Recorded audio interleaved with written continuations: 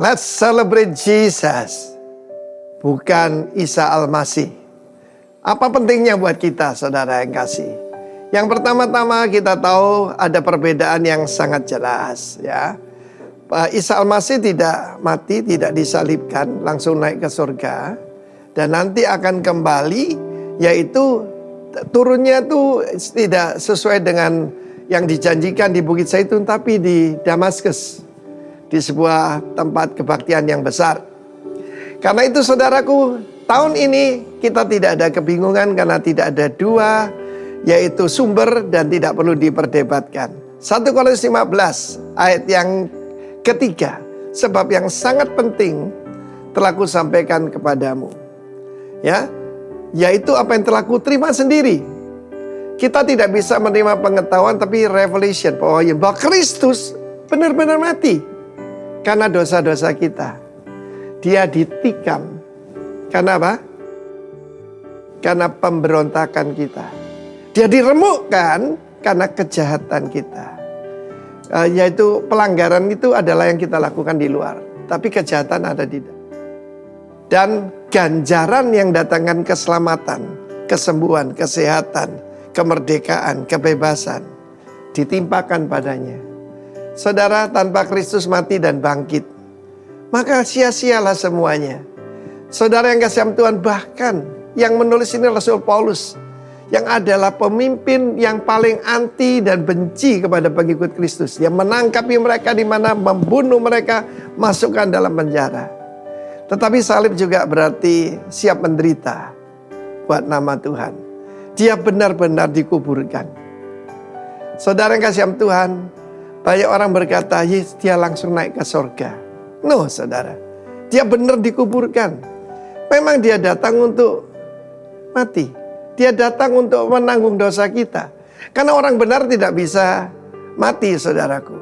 Ya, kita tahu sebelum jatuh dalam dosa, Adam dan Hawa dan keturunannya tidak akan sakit, tidak akan stres, dan tidak akan mati.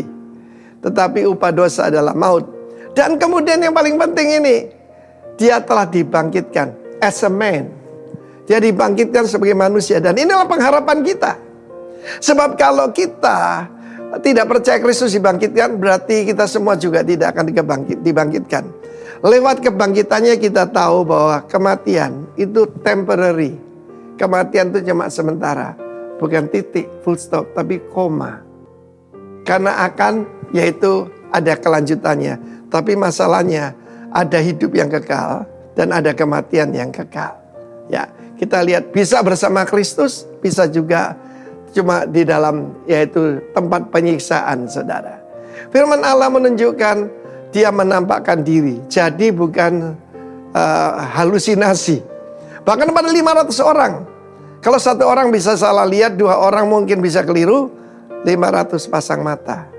Terakhir kepada Rasul Paulus yang membenci dia tapi menjadi rasul yang luar biasa.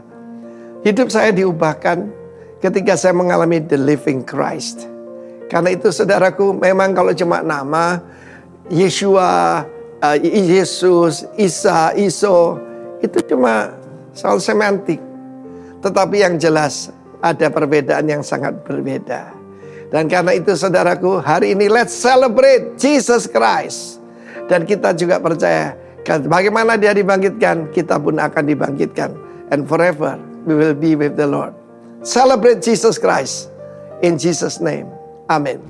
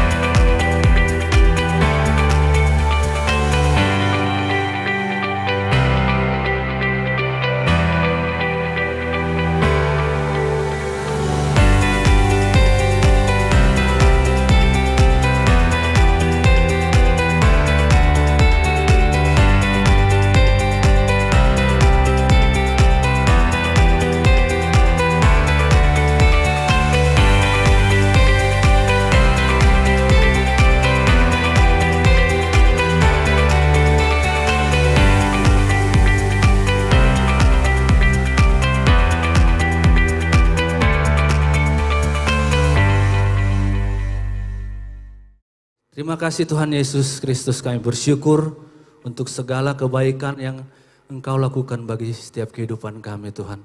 Kami mau berkata, kalau kami semua boleh ada di tempat ini pada pagi hari ini, semua hanya karena kasih dan karunia-Mu bagi setiap kehidupan kami. Dan kami mau kembalikan segala pujian kami, segala hormat kami hanya kepada-Mu ya Tuhan. Kami mau meninggikan Engkau, kami mau menyembah Engkau di dalam nama Tuhan Yesus Kristus. Kami mengucap syukur, haleluya. Amin.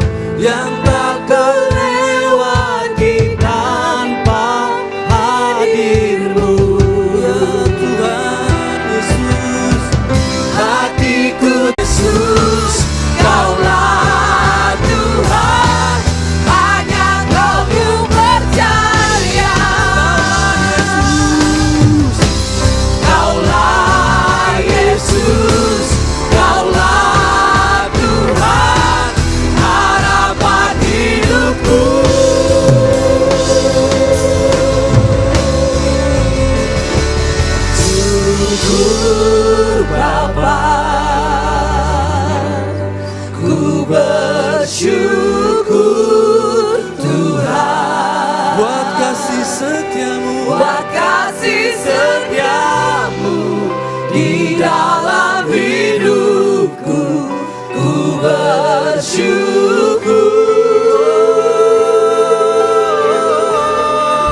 Ku bersyukur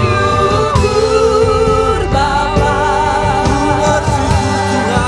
ku bersyukur Tuhan, buat kasih setiamu di dalam hidupku, ku bersyukur.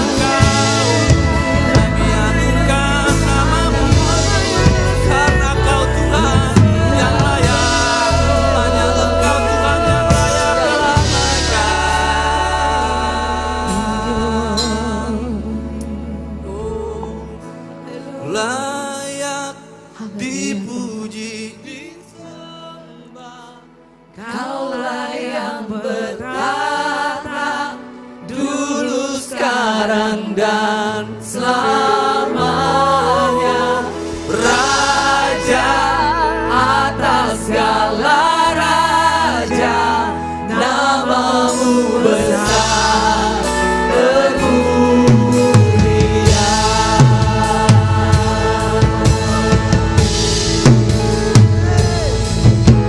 Layak dipuji disembah, Kaulah yang bertata dulu sekarang dan selamanya.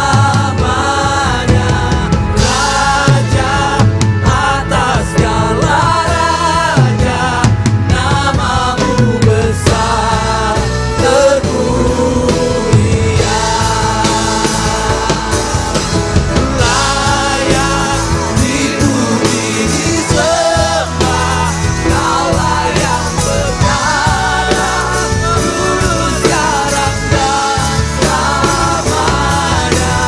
Raja atas segala raja, namamu besar termulia.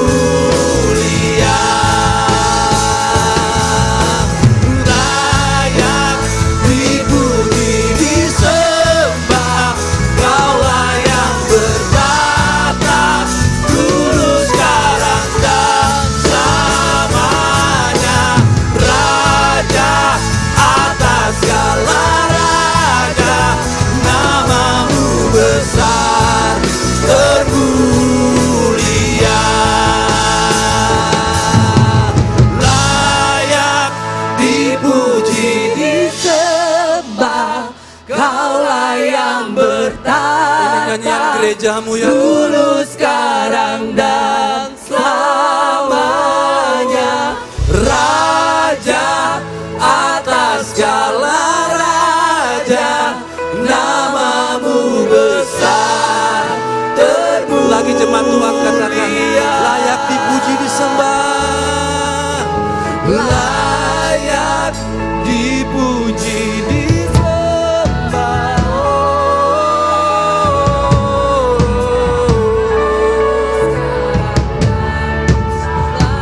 Engkau raja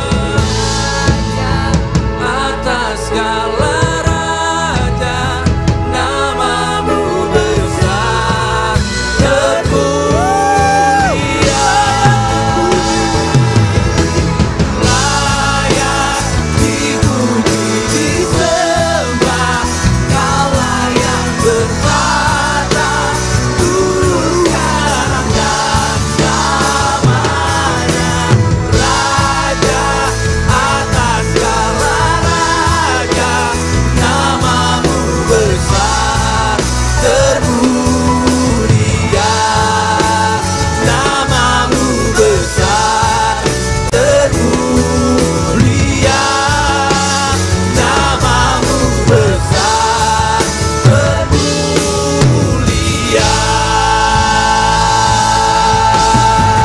Haleluya.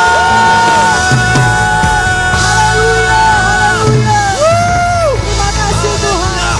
Terima kasih ya Tuhan. Haleluya.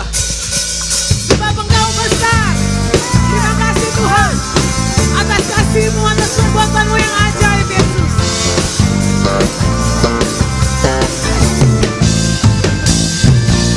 Tuhan Raja Maha Besar, Mari datang menyembah Dia. Tuhan Raja Maha Besar, mari datang menyembah Dia.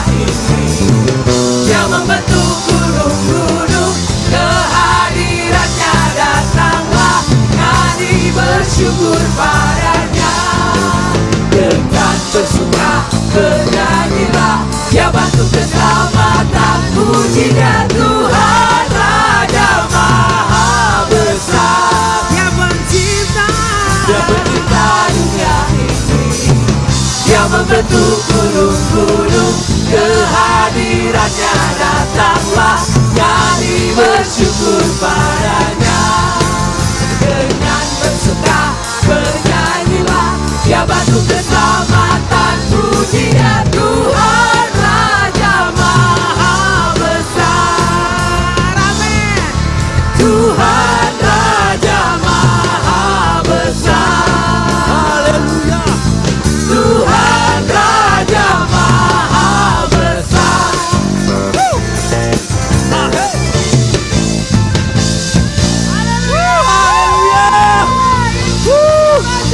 Kaulah satu-satunya Tuhan.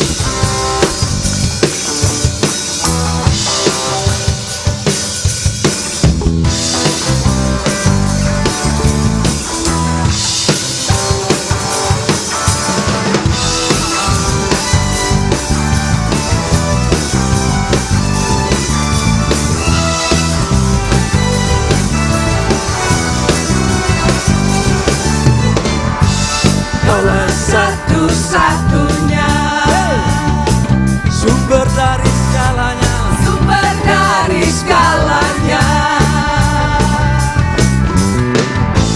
Kau kebenaran yang selalu ku pegang, kau keyakinanku untuk bersinar terang. Yesus Tuhanku yang berkuasa atasku, hidupku takkan sama. Ku tahu sungguh Ku tahu sungguh anugerahmu bagiku, hidupku takkan sama.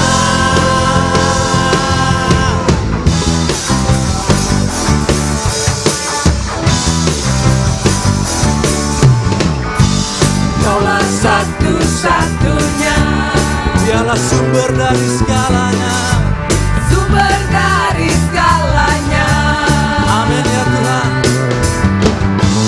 Kau kebenaran yang selalu ku pegang, kau keyakinanku untuk bersinar terang.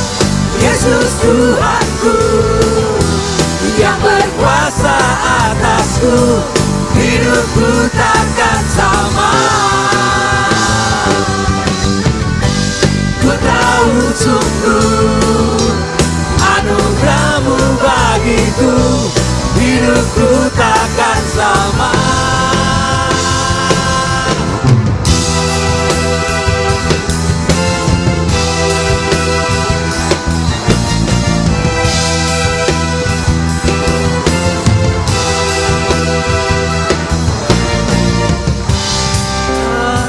Alasan untuk ku hidup hanya menyenangkanmu.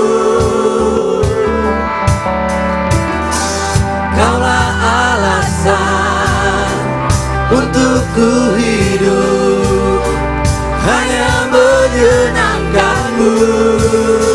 Kaulah alasan, kaulah alasan untuk ku hidup hanya menyenangkanmu.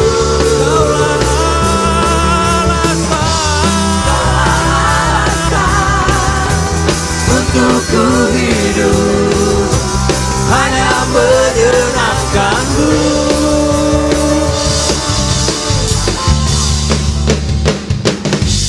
Yesus Tuhanku yang berkuasa atasku, hidupku takkan sama. Ku tahu sungguh anugerahmu bagiku, hidupku takkan sama. Yesus Tuhanku yang berkuasa atasku, hidupku takkan sama. Ku tahu sungguh anugerahmu bagiku, hidupku takkan sama.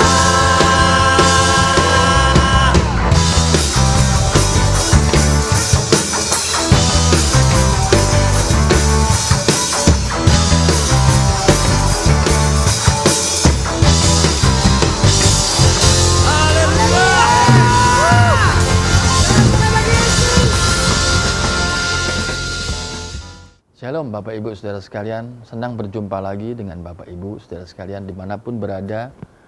Saya percaya bahwa Bapak Ibu semua sekalian menikmati akan hadirat Tuhan dan menikmati akan kasih setia dan kasih karunia Tuhan. Pagi hari ini kita akan kembali dengan firman Tuhan, kita akan sama-sama belajar kebenaran firman Tuhan yang akan diwahyukan kepada kita, akan jadi rema bagi kehidupan kita. Tapi sebelum itu mari kita tundukkan kepala dan mari kita berdoa satu dalam doa. Bapak, kami bersyukur untuk pagi hari ini, untuk anugerah, rahmat, kasih setia, buat kebaikan, untuk kemurahan. Kami boleh ada, kami boleh sehat, kami boleh menikmati hari ini, dan bahkan boleh mendengar firman-Mu. Bersabdalah atas kami Tuhan, dan semua persiapan hamba-Mu dan eksistensiku adalah terfasilitasi hanya untuk kebenaran firman Tuhan saja. Dalam nama Tuhan Yesus, berkati semua jemaat-Mu dimanapun mereka berada, biar yang mendengar firman Tuhan ini mendapat pewahyuan dan mendapat rema baru dalam kehidupan mereka, untuk mereka melangkah di dalam kehidupan mulai pagi hari ini bahkan sampai seterusnya. Di dalam nama Tuhan Yesus kami mengucap syukur dan kami berdoa. Amin. Bapak Ibu Saudara sekalian, kita ada di bulan Maret. Bulan Maret kita bicara, bulannya tetap bicara tentang spiritual identity. Tapi kalau bulan lalu kita bicara garam, nah, bulan ini kita bicara dengan tema yang berbeda, yaitu biji sesawi. Kita bicara tentang biji sesawi. Ya kan? Dan hari ini judulnya adalah Cultivating Spiritual Grow, yang diartikan demikian, bahwa menjelajahi prinsip-prinsip pertumbuhan spiritual yang membantu kita bertumbuh seperti biji sesawi. Mari kita baca sama-sama dan mari kita buka sama-sama Alkitab kita dalam Markus pasal yang ke-4, ayat yang ke-30 sampai yang ke-32. Demikian firman Tuhan, saya akan bacakan buat Bapak Ibu Saudara sekalian. Katanya lagi, dengan apa hendak kita bandingkan kerajaan Allah itu? Atau dengan perumpamaan manakah hendak kita menggambarkannya? Ya, hal kerajaan itu seumpama biji sesawi yang ditabur di tanah. Memang biji itu paling kecil dari segala jenis benih yang ada di bumi. Tapi apabila ia ditaburkan, ia tumbuh dan menjadi besar. Ya, dan menjadi lebih besar daripada segala sayuran yang lain yang mengeluarkan cabang-cabang besar, sehingga burung-burung di udara dapat bersarang dan menaungnya. Ya. Bapak Ibu Saudara sekalian, sesawi itu tidak sama dengan sawi. Ya, kalau di Indonesia kita kenal sawi, tapi beda. Sawi itu pokoknya pendek aja dan di tanah gitu ya, dipetik. Tapi kalau ini berupa pohon yang besar. Ya, kata sesawi dalam teks Yunani disebut dengan sinapeos. Ya. Dan hampir semua Alkitab bahasa Inggris menerjemahkannya kepada mustard. Ya, mustard atau sesawi. Nah, biji sesawi itu ukurannya kecil, seperti biji lada begitu. Kalau Bapak Ibu di dapur ada lada, itu bijinya kecil segitu. Ya, tapi begitu ditabur di tanah, dia tumbuh jadi pohon yang besar. Ya, saya ada gambarnya, saya yang di depan. Nah, ini pohon sesawi. Jadi dia modelnya itu kayak kalau digambarkan tuh mungkin kayak setangkai dari brokoli itu. Jadi pohonnya kayak gitu, ya, lebat banget, daunnya lebat banget, warnanya kekuning-kuningan gitu. Jadi dia ngandung dahannya banyak dan lebat, hampir seperti belukar tapi besar, gitu. Makanya burung-burung senang untuk bikin sarang di situ, hinggap di situ dan sebagainya, ya. Nah, kita masuk dalam ini. Pernahkah nggak sih Bapak Ibu bertanya-tanya? Saya ini orangnya usil, jadi saya selalu bertanya. Bahkan begitu pertama kali saya ketemu, ini bukan pertanyaan pertama kali saya, tapi hari ini pertanyaan ini sama dengan pertanyaan di hati saya. Kenapa sih Tuhan gambarkan mengajarkan itu dengan berbagai macam banyak perumpamaan? Salah satunya tentang biji sesawi ini. Kenapa kerajaan Allah itu dibandingkan dengan biji sesawi ini? Nah, jawaban yang pertama begini. Kenapa kok perbandingannya seperti itu? Karena gini, biji sesawi itu kecil, tapi memiliki potensi yang besar ketika dia bertumbuh. Ya enggak? Nah, begitu juga dengan kerajaan Allah. Ya, kayaknya nggak terlihat, betul kan? Tapi begitu potensi kerajaan Allah itu ditanam, nanti dia akan jadi tumbuh, akan jadi sesuatu yang besar.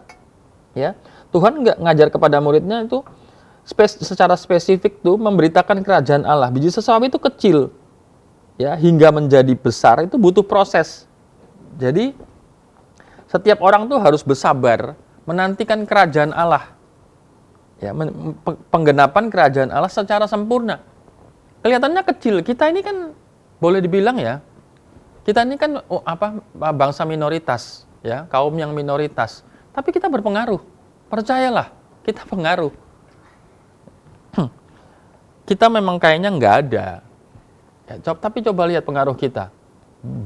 Banyak sekali motivator yang saya dengar gitu ya. Dia quotes-quotesnya itu diambil dengan background latar belakang daripada Alkitabiah. Ya, berarti apa yang kita kerjakan, apa yang kita lakukan itu walaupun kecil, tapi berpengaruh. Pengaruhnya besar dalam kehidupan ini. Ya, banyak hal dalam kehidupan kita ini sama seperti biji sesawi ini. Ya, itu sebabnya firman Tuhan di bagian yang lain tuh ngajarkan kepada kita untuk setia pada perkara yang kecil supaya kita dapat perkara yang besar. Jadi nggak usah selalu harus pekerjaan tuh selalu harus spektakuler, harus mewah dan harus seperti ini, enggak. Mulailah dengan hal yang kecil dulu. Ya. Jadi jawaban yang pertama kalau ditanya kenapa dipakai perumpamaan biji sesawi untuk membandingkan kerajaan surga, itu sama seperti ini. Kecil tapi potensinya besar. Daripada kita besar, potensinya kecil. Kalau Bapak Ibu perlu contoh yang lain, saya bisa mencontohkan. Hal yang paling krusial daripada gadget ini adalah namanya prosesor. Ya. Dan dalam gadget ini, prosesornya itu kecil aja. Barang kecil itu manfaatnya, potensinya besar sekali. Dia merunning semua yang ada di gadget Bapak Ibu Saudara sekalian ini. Semua ini. Semua dipikirkan oleh apa? Prosesor yang kecil itu. Ya. Sama dengan otak kita coba. Otak kita ini kan nggak ada 1/10-nya daripada badan kita ini kan. Ya. Bayangkan kalau otaknya itu lebih besar daripada badannya itu kan, nanti kita disebut alien. Ya. Otak kita ini lebih kecil daripada badan kita. Tapi coba lihat, apa yang dihasilkan otak kita yang kecil dan yang nggak sebanding dengan badan kita ini, menghasilkan hal-hal yang besar dan luar biasa. Ya. Terus kita lanjut yang kedua. Kenapa Tuhan pakai perumpamaan biji sesawi? Semua dalam proses pertumbuhan ada yang namanya proses. Ya, begitu biji itu ditanam, dia nggak langsung berkembang, nggak instan. Perkembangan kerajaan Allah dan dalam hal ini adalah kesuksesan pelayanan kita itu nggak sepenuhnya atau sepenuhnya merupakan pekerjaan Allah dan tidak bergantung pada usaha manusia. Pernahkah kita melihat bahwa pernah nggak Bapak Ibu ngelihat kapan tanaman yang Bapak Ibu tanam di depan rumah di pot itu dia tumbuh? Atau nggak usah itulah. Kapan Bapak Ibu lihat anak Bapak Ibu itu tumbuh? Nggak pernah kita lihat. Ya, tahu-tahu dia besar. Ya, tiap bangun pagi kita siram. Saya punya tanaman di depan rumah itu, saya lagi tanam apokat gitu ya. Dari mulai waktu saya tanam bijinya itu, memang sih dia sudah bertunas waktu saya taruh di toples itu dia sudah bertunas gitu. Tapi waktu saya tanam itu tiap hari saya siramin tuh tak liatin, waduh. Saya hampir pesimis. Kenapa? Karena dia nggak keluar dari tanah. Iya kan? Wah, kayaknya tanahnya nggak cocok lah atau apalah. Tapi saya tetap tekun. Saya siramin tiap hari. Sampai satu ketika saya nggak nyadar, tiba-tiba daunnya udah keluar aja. Daunnya udah keluar aja. Daunnya satu itu ada tunasnya itu, daunnya udah keluar aja gitu. Ya. Terus waktu itu saya tinggal berangkat, saya titip sama istri saya suruh jangan lupa siram. Begitu saya pulang saya kaget juga loh. Saya tinggal daunnya cuma satu. Waktu saya balik daunnya sudah banyak Bapak Ibu. Nah, ya, saya cuma tinggal berapa hari aja.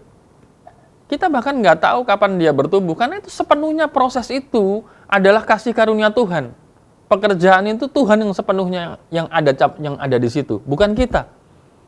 Ya kan, kita kan nggak bisa terus menumbuhkan sebuah tanaman itu kan terus begitu kita tanam kita stretch gini supaya kamu cepat tumbuh, ayo aku tarik supaya panjang, itu nggak bisa.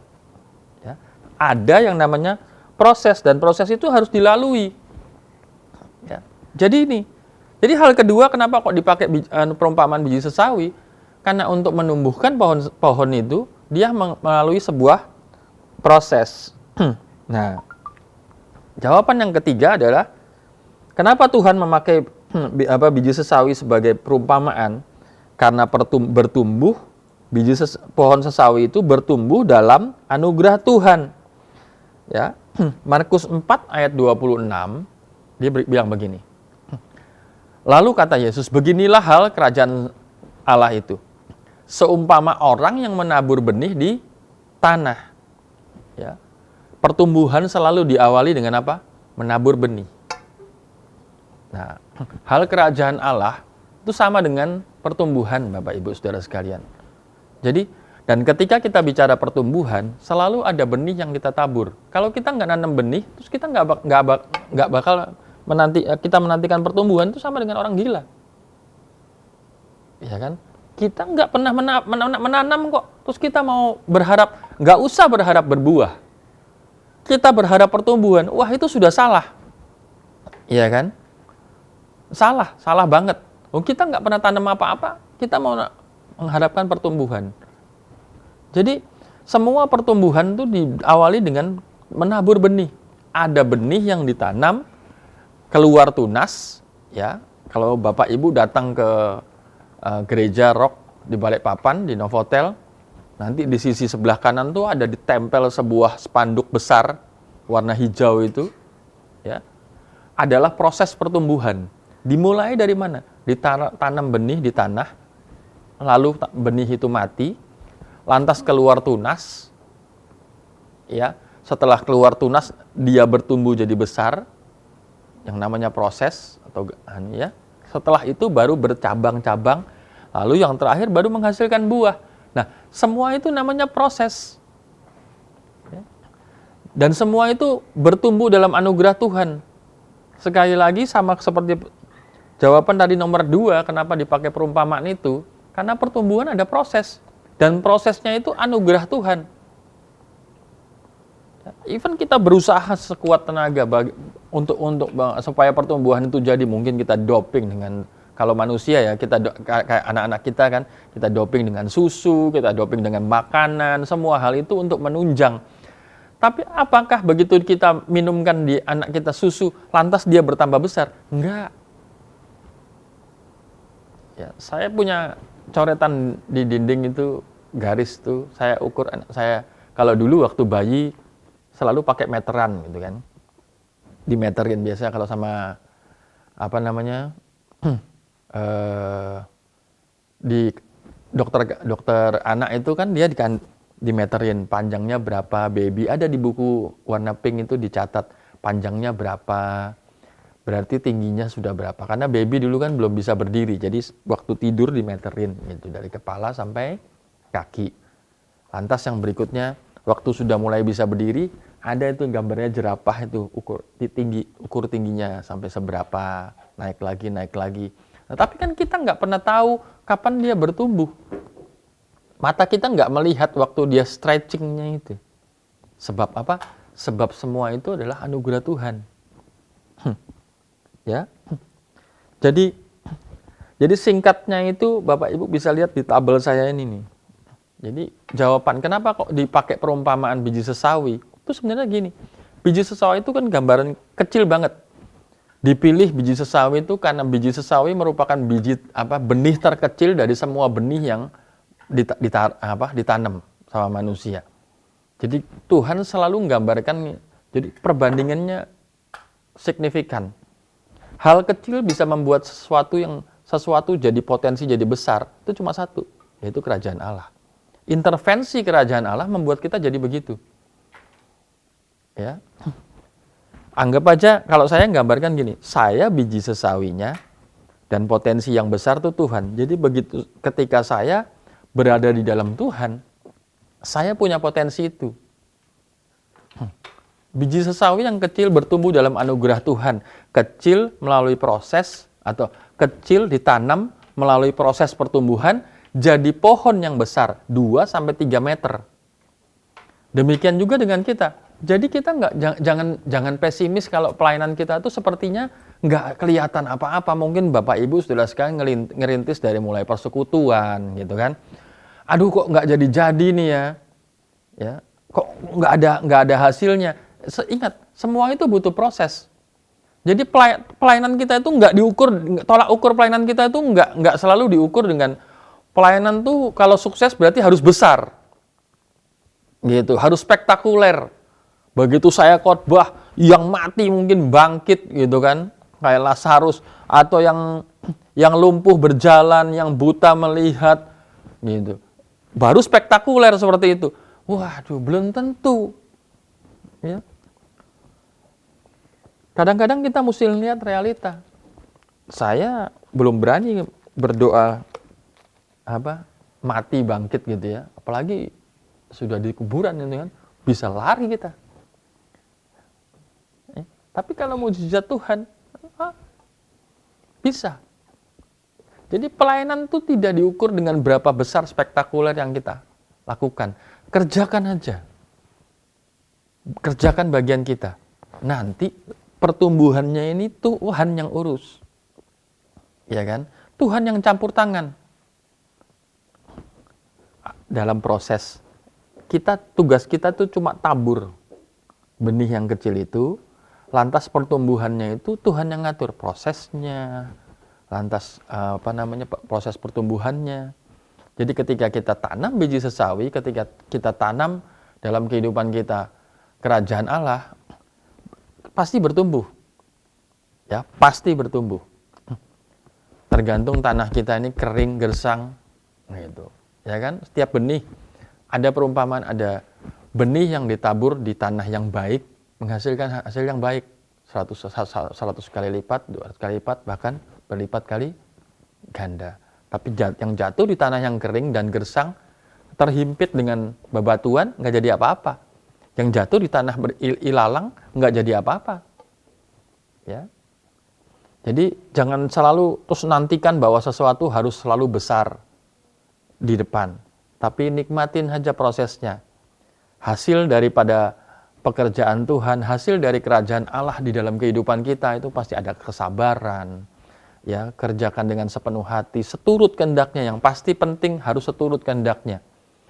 Kalau seturut dengan kehendaknya, percayalah, pelayanan yang Bapak Ibu lakukan pasti akan membuahkan hasil jadi sesuatu yang besar. Sebab Tuhan sudah berjanji sama kita bahwa kita akan melakukan pekerjaan-pekerjaan yang Dia lakukan, bahkan yang lebih besar daripada yang Tuhan lakukan.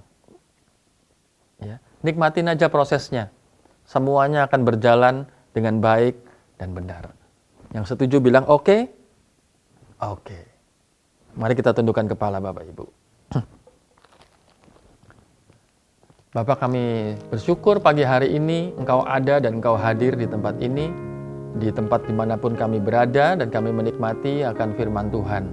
Kami percaya anugerah-Mu berlimpah atas kami, supaya semua firman yang kami dengar menjadi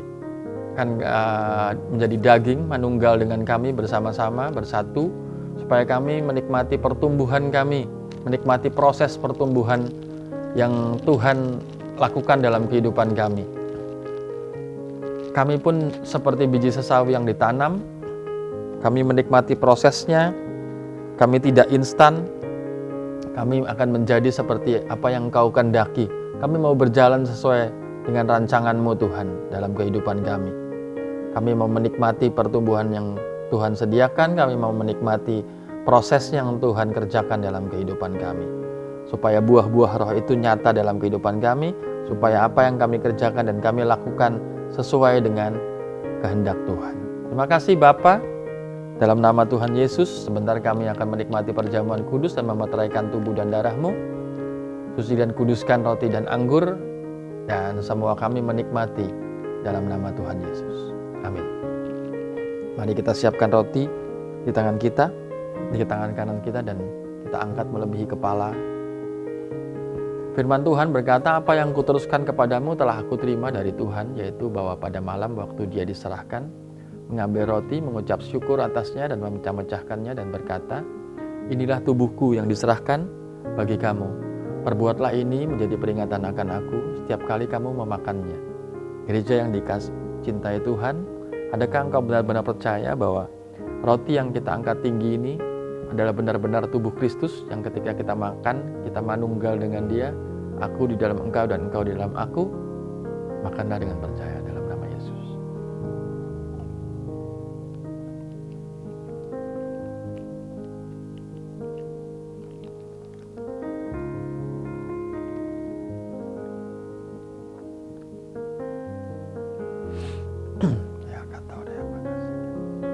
Demikian juga dia mengambil cawan sesudah makan lalu berkata, inilah cawan perjanjian baru yang dimeteraikan oleh darahku. Perbuatlah ini menjadi peringatan aku setiap kali kamu minumnya. Kita melakukan ini karena mengingat akan 3 hal, yaitu aku telah disalib bersama dengan Yesus. Tubuh dan darahnya adalah makanan untuk roh manusia, supaya kita tidak menjadi lemah dan putus asa. Gereja yang dikasihi Tuhan, adalahkah engkau juga benar-benar percaya bahwa cawan yang kita angkat tinggi di atas kepala kita adalah benar-benar darah Kristus yang menyembuhkan, yang memulihkan, yang menguatkan? Minum dengan percaya dalam Yesus.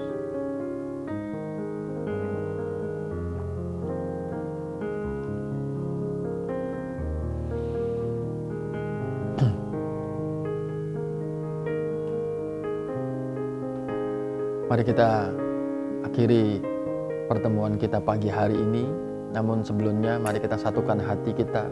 Kita akan berdoa buat bangsa Indonesia. Kami berdoa Tuhan, di masa status quo, pemimpin sudah terpilih Tuhan, tapi ada bagian-bagian yang masih belum menerima kekalahannya. Kami percaya Tuhan, siapapun yang Tuhan tentukan jadi pemimpin, Tuhan Yesus tetap jadi raja di atasnya. Indonesia tetap di bawah kontrol ilahi daripada Tuhan Yesus Kristus sendiri, dan nama Tuhan tetap dimuliakan, diagungkan, dan proklamirkan di muka bumi Indonesia ini Tuhan. Berikan hikmat kepada semua pihak Tuhan yang ikut turut menjaga keamanan, ketentraman daripada bangsa Indonesia. Berikan hikmat juga pada Bapak Presiden yang Joko Widodo yang sementara masih menjabat. Tuhan tolong senantiasa untuk menyelesaikan apapun yang dia sudah impikan, menjadikan program untuk pembangunan dari bangsa Indonesia. Kami percaya. Kami juga berdoa dan melepaskan kegelisahan untuk pemimpin kota kami, Balikpapan, ya Bapak Wali Kota, beserta dengan aparatnya.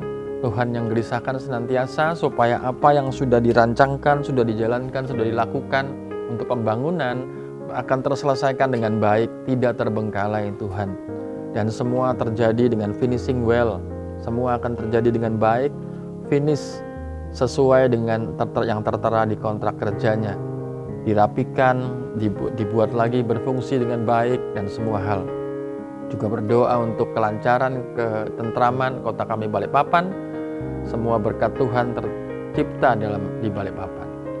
Berkati juga Rock Gateway, kami percaya semua terbangun dengan kasih karunia Tuhan. Kami menikmati prosesnya, supaya kami tidak melihat pertumbuhannya secara signifikan, tapi kami percaya Tuhan turut campur di dalamnya, dan kami percaya bahwa semuanya pertumbuhan terkontrol oleh Tuhan.